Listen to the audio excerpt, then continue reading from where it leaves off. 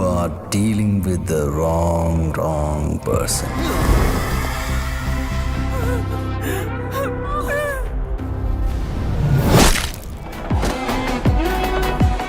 የዛሬው ፊልማችን ቪክቶር ስለሚባል አንድ ዕውር ወጣት ታሪክ በመተረክ ይጀምራል።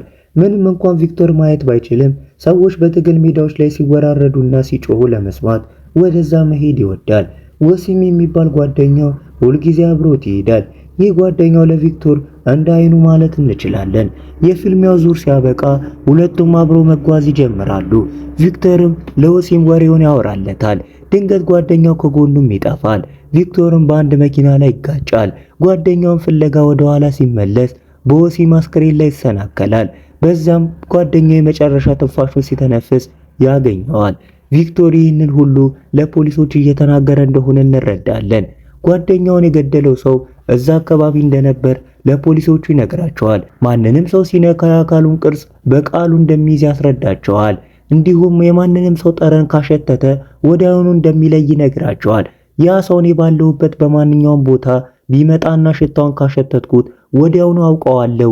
ጓደኛዬን የገደለው ሰው እኔን ለመግደል ያልፈልገው ዕውር ስለሆንኩ ምንም ሊያደርገኝ አይችልም ብሎ ነው። ቪክቶር እባክህ ይመኑኝ ጌታዬ፣ እኔ ልረዳው እችላለሁ ይላል። ነገር ግን መኮንኑ ታሪኩን ሊያምኑ አልቻለም። አንድ ዕውር ሰው እንደዚህ ንቁ ሊሆን አይችልም፣ እንዲያውም በጓደኛው ሞት ምክንያት በድንጋጤ ውስጥ ስለሆነ ነው ይለዋል። ከዛ በኋላ ቪክቶር ወደ ወሲም ቀብር ይሄዳል። በጣም አዝኖ ነበር። በዛን ጊዜ ወሲም የገደለው ሰውዬ ወደ ቀብሩ ይመጣል። ስሙም ራሰል ይባላል። ቪክቶር የራሰልን ጠረን ሲያሸት ወዲያውኑ ይለየዋል። የበለጠ እርግጠኛ ለመሆን ወደ ውጭ ወጥቶ የራሰልን መኪና በእጁ ይዳሰሳል። ትላንትና ሲሄድ በዚሁ መኪና ላይ ተጋጭቶ እንደነበረ አትርሱ።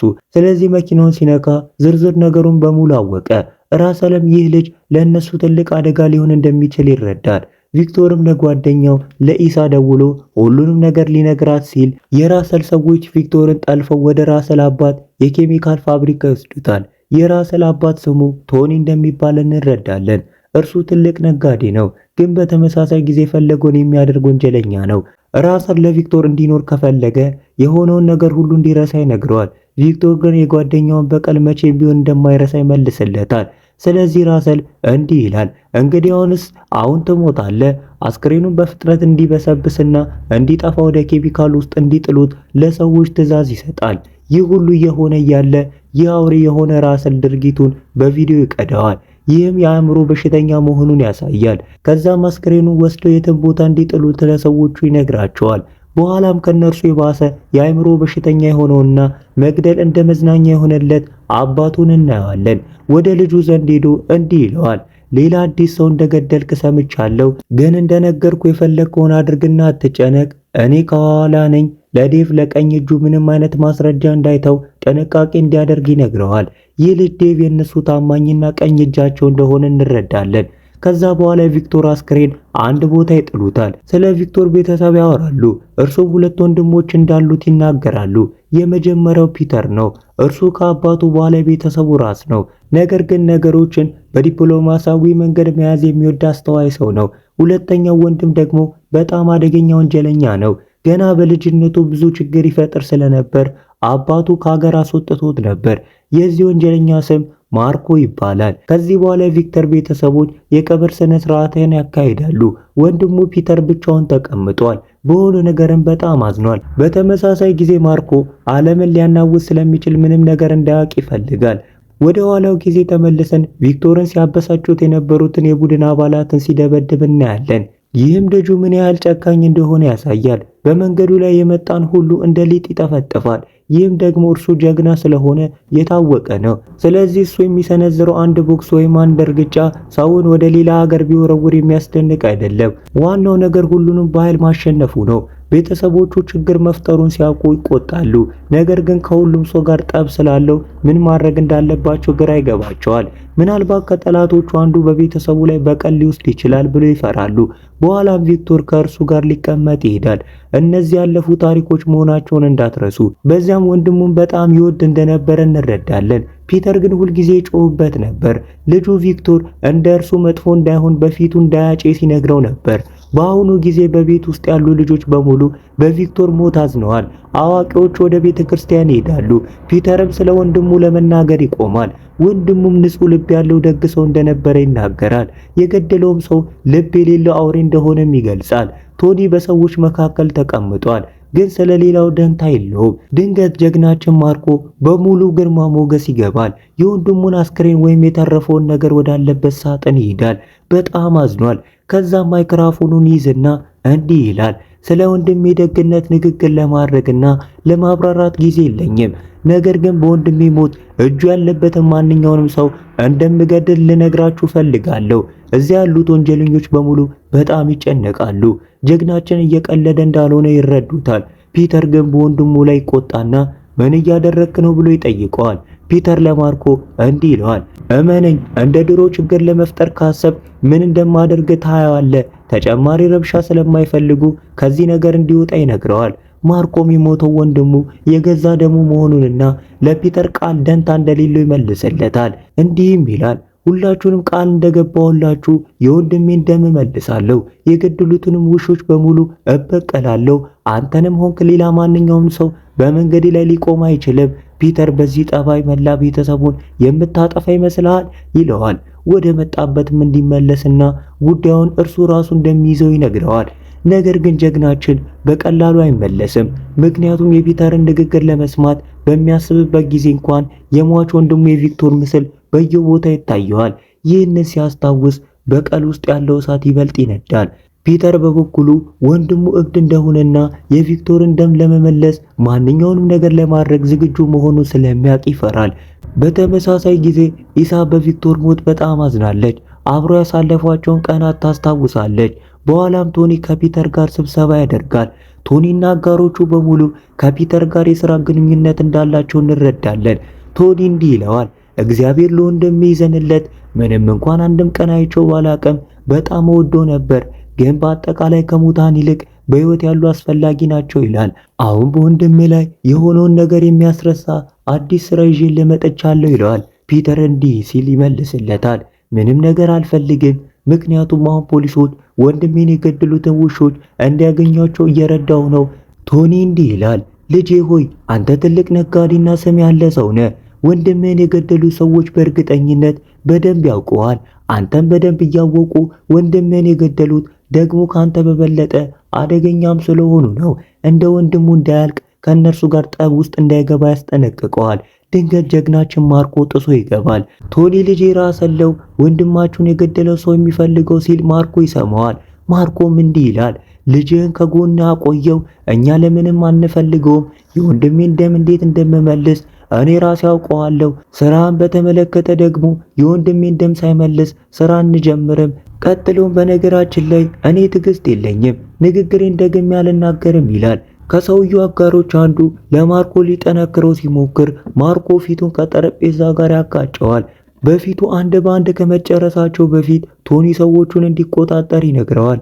ይህንን ለማድረግ አቅሙ አለኝ፣ ሁሉንም አጠፋቸዋለሁ፣ በእኔ ላይ አፉን የሚከፍት ወንድ አይኖርም ይላል። ፖሊሶችን በተመለከተ ደግሞ የቪክቶርን አስክሬን መርምሮ አስፈላጊውን ካደረጉ በኋላ ወንጀሉ በቶኒ ፋብሪካ ውስጥ እንደተፈጸመ 1,000,000% እርግጠኛ ይሆናሉ። ማስረጃ ለመፈለግ ወደ ፋብሪካው ሲሄዱ ግን ምንም አያገኙም። የትግል ጨዋታ በሚካሄድበት ቦታ የነበሩት የክትትል ካሜራዎች እንኳን ተነቅለው ነበር። መኮንኑ ምንም ማስረጃ ስለሌለን እንደመጣን እንመለሳለን፣ ግን ምንም አይደለም፣ የትም አያመልጡንም ይላል። ቶኒም ማርኮ ጨካኝ ልጅ ስለሆነ ሰዎቹን እንዲጠነቀቁ ያስጠነቅቃል። የሚገርመው ግን ፒተር በከተማ ያሉ ቡድኖችን እያሰባሰበ አብዛኞቹን ይገድላል። ይህም ወንድሜን የገደለው ከነዚህ አንዱ ይሆናል በሚል ተስፋ ነው። ወንድሙን የገደሉትን ሰዎች መፈለግ ጀምረዋል። አዎ ፒተር እናንተ እንደመሰላችሁ ደካማ ሆኖ አልተገኘም። እርሱ ነገሮችን በብልሃት መያዝ ነው የሚወደው። ጀግናችን ማርኮ ግን ከሁሉም በላይ ብልጥ ነው። ወንድሙ በብዛት የሄድባቸው የነበሩትን ቦታዎች ሰዎችን ሁሉ ይጠይቃል። ወንድሙ ቪክቶር ከመሞቱ በፊት ስለነበረው ሁኔታና ስለ ቶኒ ያለውን መረጃ ሁሉ ከፖሊስ መኮንኑ ያገኛል። ቶኒ በበኩሉ ማርኮ ምንም አይነት መረጃ እንዳያገኝ የዮሴምን ወንድም አንዳች ነገር ብትናገር እገልሃለሁ ብሎ ያስፈራረዋል። በእርግጥም ከጥቂት ቆይታ በኋላ ጀግናችን ወደ እርሱ ይሄዳል። ማርኮም እንዲህ ይለዋል፣ ወንድሜ ሁልጊዜ ከወንድሜ ጋር ነበር። ለመጨረሻ ጊዜ የት እንደነበሩ ማወቅ እፈልጋለሁ። ዮሲም ወንድም ግን በመጨረሻ ቀን ስራ ስለነበረኝ ትኩረት አልሰጠዋቸውም። ግን አዲስ ነገር ካገኘው አሳውቅሃለሁ ይላል። ማርኮ ግን ከድምፅ መረባበሽ በግልጽ ይታወቃል። ግን ምንም አይደለም፣ ሁሉንም ነገር እኔ ራሴ ደርስበታለሁ ይለዋል። ከዚህ በኋላ ወንድሙ ሁልጊዜ ወደሚሄድበት የትግል ሜዳ ይሄዳል። በመንገዱ ላይ ቆሙ ሁሉ እየመታ ያልፋል። ከዛም የዛ ቦታ ሻምፒዮን ነኝ ብሎ ወደሚኩራራውና ወደሚታበየው የሜዳ ንጉሥ ዘንድ ይሄዳል። እርሱም ቪክቶር እዚህ በነበረበት የመጨረሻ ቀን አይቶት እንደሆነ ይጠይቀዋል። ሰውየው ራሱ በጣም ከፍ አድርጎ የሚያይ ቢሆንም ጀግናችን ግን ትክክለኛውን ቦታ ያሳየዋል። በመሰረቱ ማንም ሰው አይቶት የማያውቀውን የአጥንት ስብርባሪ ትምህርትን ይሰጠዋል። ትምህርቱን ድብደባውን ሲያጠናቅቅ በቦታ ያሉ ሰዎች በሙሉ ተቆጥተው የጓደኛቸውን ደም ለመመለስ ወደ ማርኮ ይመጣሉ። ለዚህ ነው ጀግናችን የድሮ ትምህርቱን ትቶ አዲስ አይነት ድብደባ የሚጀምረው። በመሰረቱ በመንገዱ ላይ የመጣውን ሁሉ ይገፈትራል። ቶኒ በበኩሉ የሆነውን ነገር ሁሉ ሲሰማ ስለ ማርኮ ይበልጥ መጨነቅ ይጀምራል። ይህ ልጅ እብድ ነው፣ በአስቸኳይ ልናጠፋው ይገባል ብሎ ለሰዎቹ ይነግራቸዋል። በኋላም ከረዳቱ ከዴቭ ጋር ይቀመጥና እንዲህ ይለዋል፣ እነዚህ ወርቅ ጡቦች ወስደ መርከቧ ወደ ወደቡ ለሚያስገቡልን ሰዎች አከፋፍላቸው። ከዛም በስራው ላይ እንዲሰማማ ከፒተር ጋር ይቀመጣሉ። እርግጥ ነው ይህ ሁሉ የነሱ ተንኮል ነው፣ ምክንያቱም ማርኮን ለማጥቃት ሌላኛው ወንድሙን መጨረስ እንዳለባቸው ያውቃሉ። ፒተር ከነሱ ጋር ለመስራት ፈቃደኛ ሳይሆን ይሄዳል። ነገር ግን የቶኒ ልጅ ራስል ተከትሎ ይወጣና ካስፈራራይ በኋላ በህይወት የምትኖር ይመስልሃል ይለዋል። በቢላም ደጋግሞ ይወጋና ጥሎት ይሸሻል።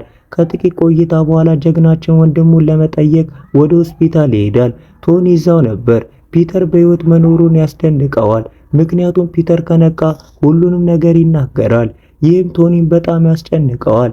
ጀግናችን በሌላ ነገር እንዲጠመድ የተሳሳተ መረጃ ይሰጠዋል። ይህም ቶኒ ማርኮን ለማጥፋት ጊዜ እንዲያገኝ ነው። ቶኒ ወደ ታች ሲወርድ ዴቭን ይመታዋል። አንተ አውሬ፣ ፒተር አሁንም በህይወት አለ ይለዋል።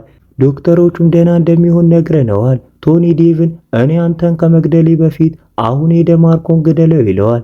ፖሊሶች በበኩላቸው ወደ ቶኒ ፋብሪካ ሰላይ ይልካሉ። ልጁ ሰላዩ እዛ የክትትል ካሜራዎችን ይተክላል። መኮንኑ ወሲምንና ቪክቶርን የገደሉ ራስልን አባቱ መሆናቸውን ያረጋግጣል። ነገር ግን የመኮንኑ አለቃ ሙሰኛ ስለሆነ የሰበሰበው ማስረጃ ይጥልበታል። እንዲያውም ለራሰል ይነግረዋል። ራሰልም መኮንኑና ሰላዩን እንዲገሉት ሰዎቹን ይልካል። እርሱን ይረዳው የነበረው ልጅ ጭምርም እንዲገሉት ላካቸው። ጀግናችንም ማርኮን በተመለከተ በበቀል ስሜት ብቻ ስለተዋጠ የፍቅር ጓደኛው ትታው ትሄዳለች። በእውነቱ መከራ በየአቅጣጫው እየተከታተለ ይቆለልበታል። ፖሊስ መኮንኑ ከመሞቱ በፊት የሰበሰበው ማስረጃ ለፒተር ልኮለት እንደነበረ እንረዳለን። ፒተር ለወንድሙ ደውሎ ሁሉንም ነገር ለመናገር ከሆስፒታል አልጋው ይነሳል። የሚገርመው ግን ጀግናችን ማርኮ ና አብረኸኝ ሂድ፣ ወንድምህን የገደለው ሰው አውቀዋለሁ ስላለው ከራሰል ጋር በመኪና እየሄደ ነበር። ድንገት ዴቭ ጥቃት ይሰነዘርበታል። የጫካ ውስጥ እስኪደርሱ ድረስ አስረውት ይይዙታል። ራሰል እንዲህ ይለዋል፣ ወንድም ሊያስጠነቅቀ ችሎ ነበር፣ ነገር ግን በሚያሳዝን ሁኔታ ያስጠነቀቀ ዘግይቶ ነው። እንዲህም ይላል፣ አዎ ቪክቶርን የገደልኩት እኔ ነኝ። ይህ ቪዲዮ ደግሞ ያረጋግጠዋል። ወደ ኬሚካሉ ውስጥ ከጣልኩት በኋላ ነው የቀረጽኩት። ከዛ በኋላ ወደ ጫካው ዝቅ ብለው ይወርዳሉ። እነርሱም ሆነ ጓደኛውን አንዋርን አፍነው እንዳያመጧቸው እንረዳለን። ራሰል ማርኮን ማሰቃየት ይጀምራል። ረዳቱም የኤሌክትሪክ መጋዘን አምጥቶ እንዲገለው ያዘዋል። ነገር ግን ማርኮ እንደማይፈራ ሲረዳ ቆይ እርሱን ከመግደል በፊት መጀመሪያ ጓደኛን እጅ ቁረጠው ይለዋል። በእርግጥም የሆነው ይህ ነው። ማርኮ ደንግጧል፣ ግን በተመሳሳይ ጊዜ ምንም ማድረግ አልቻለም። ሰውየው ሊገለው ሲመጣ ማርኮ ቢላውን ቀምቶ ይገለዋል። ቢላውንም በግጥም አፉ ላይ ይዝና ያገኘውን ሁሉ መጨረስ ይጀምራል። ከዛ በኋላ ራሱን ካሰረበት ይፈታዋል። በመንገዱ የመጣውን ሁሉ ያዋርዳቸዋል። በእውነቱ ትዕዛዝ የማይጠብቁ ሁሉ መጨረሻቸው በሬሳ ከረጢት ውስጥ መሆን ነው። ሰዎቹ ብዙ ቢሆኑም እርሱ ግን ለማንም ግድ የለውም። ከዛ በኋላ መጀመሪያ ላይ ኃይለኛ መስሎ ይታይ የነበረውን ራሰልን ያሳድደዋል። ነገር ግን ራሰል የድሮውንም ሆነ አዲሱን ተንኮሉ ማርኮ እየጋለጠበት ስለመጣ ያ ድፍረቱ ብዙም አልቆየም። ከዛ ጓደኛውን ያድንና በመኪና ውስጥ ያስቀምጠዋል። ይህ ውሻ ቪክቶርን የገደለ ሰው ነው፣ ስለዚህ እኔ ወርጄ እስክገለው ድረስ እዚህ ጠብቀኝ ይለዋል። ማርኮ የኤሌክትሪክ መጋዘኑን ይዞ ራሰልን ሊገለው ወደ እርሱ ይሄዳል። ራሰል ግን እንዲህ ይላል፣ ቆይ የወንድምን የፍቅር ጓደኛ አፍኛታለሁ። በነገራችን ላይ እርሷ ደግሞ ነፍሰ ጡር ናት። ማርኮ የወንድሙን ጓደኛ ነፍሰ ጡር መሆኗን ሲሰማ ደንግጦ ይቆማል። ነፍሰ ጡር መሆኗ ብቻ ሳይሆን ወንድ ልጅም እንደምታገኝ ይነግረዋል። በዚህ ምክንያት ማርኮ ራሰልን ትቶ ለመሄድ ይገደዳል። ወደ ቤት ሲመለስ ቶኒ በስራው ላይ ብዙ ችግር እየፈጠረበት እንደሆነ ይረዳል። ነገር ግን ፒተር የወንድሙን የፍቅር ጓደኛ ለማስመለስ ካለመው ዓላማ ውጪ ሌላ ምንም ነገር ግድ አይሰጠውም። ጀግናችንም እንዲህ ይለዋል፣ ልክ ነህ፣ በእርግጥ እሷን ማስመለስ አለብን። ከዚያም ወደ ፍቅረኛው ሄዶ የሚቀጥሉትን ቀናት አደገኛ ሊሆኑ ይችላሉ። ነገር ግን አትጨነቂ፣ እኔ አጠገብ እስካለች ድረስ ማንም ሊቀርብሽ አይችልም ብሎ በማረጋጋት ይታረቃታል። ከዛም ወደ ቤት ይመለሳል። ወንድሙም እንዲህ ይለዋል፣ የወንድምን ፍቅረኛ ከሀሳብ አውጣት። በማህፀኗ ያለው ልጅ የወንድማችን ልጅና የዘራችን ተተኪ መሆኑን እንዳትረሳ። ስለዚህ ማርኮ ጥሎት ይወጣና ዴቭን ለመጥለፍ ይሄዳል። ዴቭን በዚህ ኮንቴነር ውስጥ አስገብቶ በብዙ የጋዝ ሲሊንደሮች ይከበዋል። እንዲህም ይለዋል፣ ሁለት ቃላት ብቻ ናቸው፣ ወይ የወንድሜ ፍቅረኛ ያለችበትን ትነግረኛለህ፣ አለዚያ ገለሃለሁ። ያም ሆነ ይህ ስልኬን ትቼ ልሄዳለሁ። ብዙም ሳይቆይ ጋዙ ይገልሃል ይለዋል። በእርግጥም ጥሎት ይወጣል። ልጁ ዴቭ ሊቋቋመው ስላልቻለ ደውሎ የምትፈልጋት ልጅ ያለችበት በቶኒ ቤት ውስጥ ነው ብሎ ይነግረዋል። ማርኮም እንግዲያኑስ እዛ ላሉት ሁሉ ሰላምታ አቅርብልኝ ይለዋል። ጋዙ ፈድቶ ልጁን ይገለዋል። ጀግናችን ወደ ቶኒ ቤት ይሄዳል። እዛም ብዙ ሰዎች ይጠብቁት ነበር። ነገር ግን ማርኮ ወደ ውስጥ ይገባል። በመንገዱ የቆመውን ሁሉ ያዋርዳቸዋል። ልጆቹ ጥቃት ቢሰነዝሩበትም እነርሱ ግን በጣም ፈርተዋል። ማርኮ ደግሞ ምንም ርኅራኄ አያሳይም። በፊቱ የቆመው ማንኛውንም ሰው ፊቱን ከአፈር ጋር ይደባልቃል። ሁሉንም ካዳከማቸውና እንደ ሊጥ ከጠፈጠፋቸው በኋላ ወደሚቀጥሉት ይሄድና ከባድ ስራ ያሳያቸዋል። በመሰረቱ ልጁ በጣም ያስፈራራቸዋል። ከብዙ ፍልሚያ በኋላ ወንድሙ የፍቅር ጓደኛው ዘንድ ይደርሳል። ነገር ግን ድንገት እሷ ለመሆኗን ሲያቅ ደንግጦ ይቆማል። ቶኒ ወደ እርሱ ይመጣና በእውነት ጎበዝ ነህ፣ ነገር ግን ልጅቷ ያለችው ከራሰል ጋር ነው፣ እርሷን ከፈለግ ወደ እርሱ ሂድ ይለዋል። ማርኮ ለመስማት ይገደድና ወደ ራሰል ይሄዳል። እንዲህም ይለዋል፣ የአባትህን እጅ እንደ ስጦታ ይዤልህ መጥቻለሁ። በነገራችን ላይ አባትህ ደሙ እየፈሰሰ ነው ጥዬ የመጣሁት። ስለዚህ ማርኮ ለራስህ እንዲህ ይለዋል፣ ምክሬ ቢሆን ሄደ አባትህን ተከታተለው፣ አትጨነቅ፣ በመንገድ ላይ አድራሻውን እልክልሃለሁ።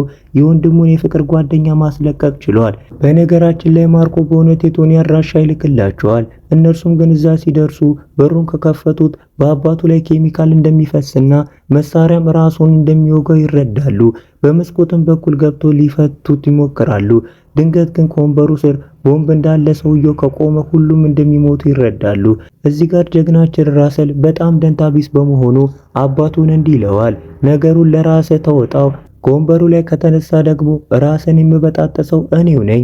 ከሰዎቹ ጋር ወደ ውጭ ይወጣና አባቱ እዚያው እንደፈነዳ ጥለውት ይሄዳሉ። ፒተር የሆነውን ሁሉ ሲረዳ ማርኮ እንዲህ ይለዋል፣ የቀድሞ ህይወቴ ቆሻሻና በወንጀል የተሞላ ነበር። ለዚህ ነው ካንተ መካከል ማንም እንደኔ እንዲሆን ያልፈለግኩት። ግን ምን ያደርጋል፣ ወደ ድሮ ልማዳችን እንድንመለስ ያስገደዱን እነርሱ ናቸው። ለልጅቷም እንዲህ ይላታል፣ እስክትወልጂ ድረስ እዚህ ትቆያለሽ ወይም እንደ ቤተሰብሽ ቆጥረሽ ለዘላለም ከኛ ጋር መኖር ትችያለሽ። ምርጫው አንቺ ነው። ከዛም ከዳተኛው ስለሆነ ዮሴምን ወንድም ገሎ ይጨርሰዋል። ጀግናችንን ማርኮንም በተመለከተ ሳይረስ ወደሚባል ሰው ይሄዳል።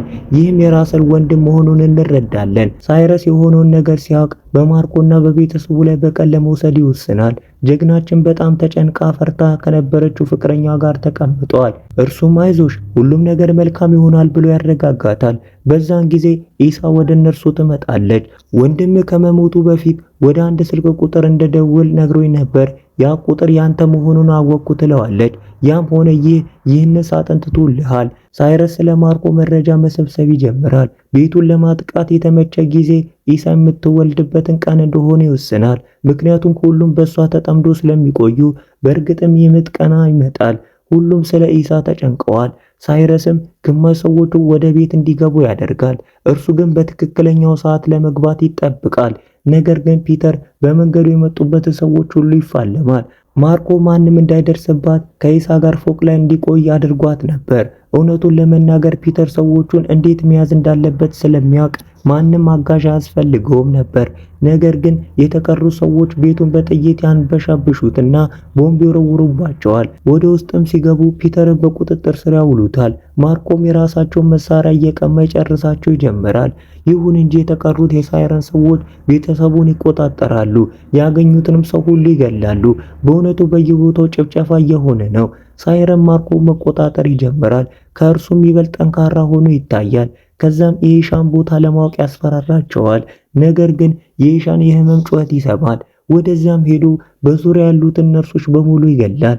ከጥቂት ጊዜ በኋላ ልጁን ይዞ ወደ እነርሱ ይወርዳል። ኢሻንም ገድሏት ከዛ ሌላውን ቤተሰብ በሙሉ ጨርሶ ማርኮን ብቻ በህይወት ይተዋል። ቤተሰቡ በሙሉ በአይኑ ፊት ሲገደሉ ማየት ስላልቻለ ማርኮ በእውነቱ ተሰብሯል። ከዛም ገላውን ታጥቦ ጸጉሩን ተላጭቶ ለሚመጣው ነገር ይዘጋጃል። ሳይረንና ሰዎች ወዳሉበት የኬሚካል ፋብሪካ ይንቀሳቀሳል። ሳይረንና የተቀሩ ሰዎች ያሉበት ቦታ ይደርሳል። ወዲያውኑ ግማሾቹን በቦምብ ያጋያቸዋል። ራሰል እንዲህ ይለዋል፣ እንደ ቤተሰቦች እንደበጣጠሰ መጣ ወይስ ምን? ሰዎቹ በሙሉ እርሱን ለመግደል መሳሪያ ይይዛሉ። እርሱ ግን አንዳቸውንም አይፈራም። በመንገዱ ላይ ቆሞ ማንኛውም ሰው ከመጀመሪያው በሞት ይዘርራል። ሳይረስ ጋር ደርሶ በቢላ ደረቱን ይወገዋል። ከዛም ጎልበስ ብለው ሊያጠቁት የሚሞክሩትን የተቀሩትን ሰዎች ያሳድዳቸዋል። ልጁ ማርኮ አለቃቸው ስለሆነ በድንጋጤ እንዲርዱ ያደርጋቸዋል። ልጁ በእውነት ለማንም ግድ የለውም። ሳይረስ ግን የወንድሙን ልጅ በመያዝ ያስፈራረዋል። ይህም ሆኖ ማርኮ አልፈራም። ሰዎቹን መግደሉን ይቀጥላል። እርሱ ብቻው 200 ሰዎችን እየተጋፈጠ ነው። ዋናው ነገር ግን እነርሱ ሊቋቋሙት አልቻሉም። ነገሩ እየቆየ መሄዱን ሲረዳ ይህንን መተረየስ ይይዝና በጥይት ይቆላቸዋል። ከዛም ወደ ወንድሙ ልጅ ይሄዳል። ነገር ግን ራሰል በመዶሻ ይመታዋል። እነርሱ ሳይረስን አብሮ ጥቃት ይሰነዝሩበታል።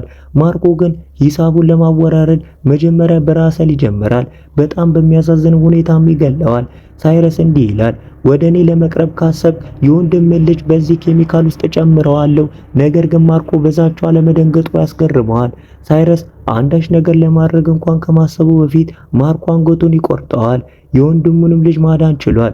በዚህም በእነዚህ ውሾች እጅ ለመሞት ቤተሰቦቹ በሙሉ በቀሉን ተወጥቷል። ምክንያቱም እነዚህ ውሾች በቤተሰቡ ውስጥ ለታላቅ ሆነ ለታናሽ ምንም አይነት ምህረት አላሳዩም ነበር።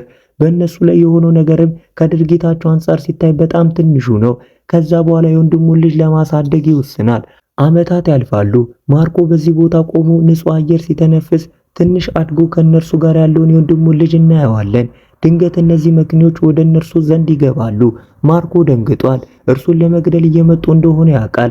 በመኪኖች ውስጥ ያሉትን እነማን እንደሆኑ ሲያውቅ ደግሞ ይበልጥ ይደነግጣል። በዚህም ፊልማችን ያበቃል።